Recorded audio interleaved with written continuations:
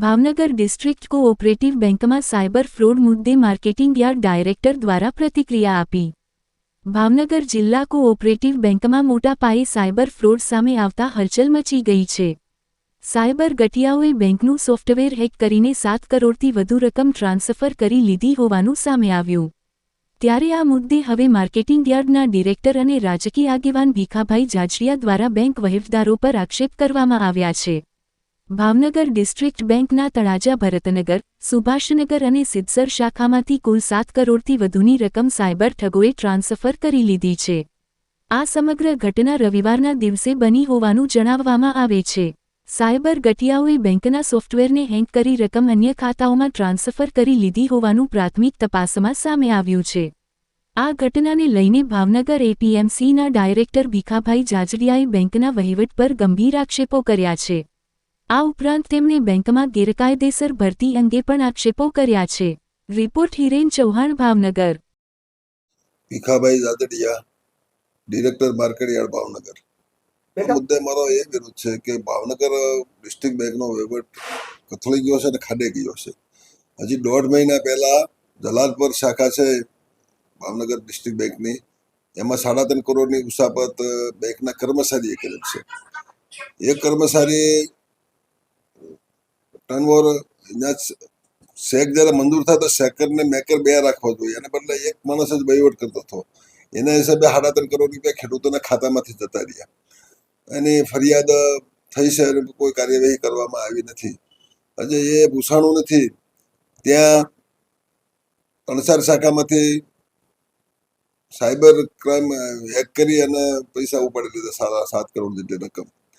એટલે એમાં મારું એમ કહેવાનું છે કે આમાં જવાબદારી ડિસ્ટ્રિક્ટ બેંકમાં સીઈઓ છે આરડી સરવૈયા, તો એ રિટાયર છે, 2 વર્ષ પહેલા રિટાયર થઈ ગયા। એ સીઈઓ ની મુખ્ય પોસ્ટ છે।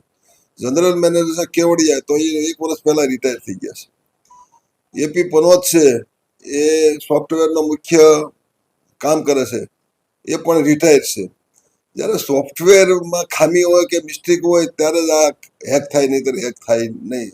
અને અથવા કોઈની વાત લીક થઈ, કોઈ ફૂટી જાય ત્યારે જ્યારે જનરલ મેનેજર, સીઈઓ અને સોફ્ટવેરનો જે કામ કરવાવાળો માણસ ત્રણે જ્યારે રિટાયર થઈ ગયેલા હોય, એની કોઈ પણ જવાબદારી ન હોય, એના બધા જ લાભો લઈ લીધા હોય, એ બેંક કરોડો રૂપિયાનો વહીવટ ચલાવી શકે નહીં। એ વખતો વખત આપણે નાબાર્ડને, રિઝર્વ બેંકને અને સરકારને લખ્યું છે કે રિટાયર કર્મચારીને આવી જવાબદારી સોંપાય નહીં, એમ પણ તો પણ સોંપી છે। એનું મુખ્ય કારણ એ છે કે આ બોર્ડ જે છે એ બોર્ડ 80 જણાની ભરતી ગેરકાયદેસર કરી છે, એની અમે કોર્ટ કેસ ચાલે છે।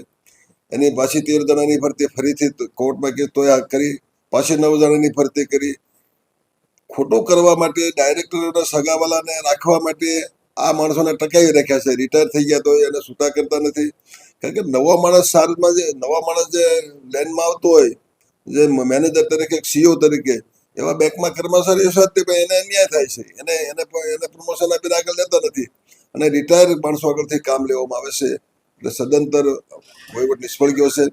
વધુમાં કહું તો એનો જનરલ મેનેજર છે કેવડિયા, જેકે કેવડિયા, જ્યારે ફ્રોડ થયું સોમવારે અને મંગળવારે જગન્નાથપુરી નાબાર્ડની કે રિઝર્વ બેંકની મિટિંગમાં જાય, એ બરાબર નથી। જ્યારે આવો મોટો ફ્રોડ થયો હોય, 4 દિવસ બેંકો બંધ હોય, ખેડૂતોના અને ગ્રાહકોના ખાતા બંધ હોય, લેવડ દેવડ થતી ન હોય, ત્યારે આ મુખ્ય માણસ ગમે એવી મિટિંગ હોય, વડાપ્રધાન બોલાવે તો પણ જ્યારે આવો ફ્રોડ થાય, 90 શાખા હોય, ખેડૂતો હેરાન થતા હોય, ત્યારે જઈ શકે। એના બદલે એની સમર્થ હોય તો તમે બંધ હશે। આજે જેકે કેવડિયા છે, જનરલ મેનેજર છે, રિટાયર થઈ ગયેલા માણસ, પણ એને બોર્ડે ખોટો હોદ્દો ખોટું કરવા માટે આપ્યો છે। ત્યારે આજે 4 દિવસ આ બધું ઠપ છે। તાત્કાલિક આ બેંકનો વહીવટ શરૂ એટલા માટે થવો જોઈએ કે માર્ચ મહિનો છે, ખેડૂતોને ધિરાણ અને વસૂલાતનો સમય આવી ગયો છે, ત્યારે બેંકમાં કોઈ ધણી દોરી વગરનું નથી, બોર્ડ છે એને કોઈને કઈ ખબર પડતી નથી કે આમાં શું કરવું। એટલે આ રીતે ડિસ્ટ્રિક્ટ બેંકનો વહીવટ ખાડે ગયો છે, કથળી ગયો છે અને પોતાનો સ્વાર્થ સાધવા માટે આવા રિટાયર્ડ અધિકારીઓ રાખવામાં આવ્યા છે।